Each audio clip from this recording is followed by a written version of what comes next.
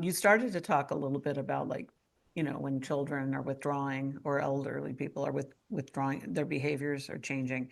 Let's talk about that. What are the red flags that you could spot in a loved one who is being targeted in some way by cyber criminals and being cyber bullied or cyber harassed? Well, particularly seniors, because that's,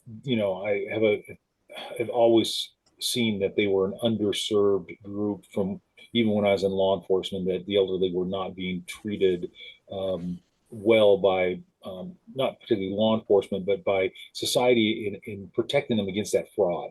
There Hmm. wasn't training. I learned early on that if you go out and you train the seniors about how not to be a victim, they tended not to be victims, but they didn't understand.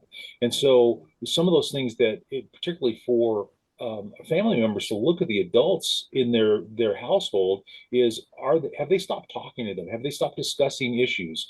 If they got new friends online, if they got Yeah, other things that they are not disclosing to them. How come they're short money because they need some funds or they can't go out? Many not be saying anything about the money they've got, but they can't go out. They can't do the vacation this year. Those are going to be those signals that we have to look at and go, why? If you've been able to do these behaviors before, what's wrong now? What's changed in your life that you can't do them?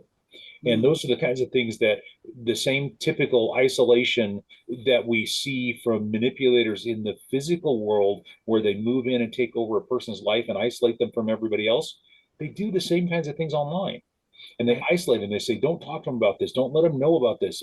We can't, get this deal to you if you tell everybody. So they start manipulating the situation again so that you isolate them from everybody else so that they don't know. And then they start sucking the money away. It's being invested in this, it's doing whatever. And those are, the clear signs that something's going on. And it's tough, but you've got to look for them because they don't want to admit that they're Right. being a victim. And And it they could probably be don't know it little, yet. it could be very small changes in behavior, but Sure. consistent and over time, you're seeing a pattern, right? But the problem is we don't recognize until it becomes a problem. We don't see we don't look for those small behavior changes. Mhm, It isn't until 6 months later when they go, oh, I don't have any money, I can't do this stuff. And you go, well, what mhm, happened? And then mhm. if you look back, you go, oh, all these things happened over time. And now I recognize what I should have seen 6 months ago. Right.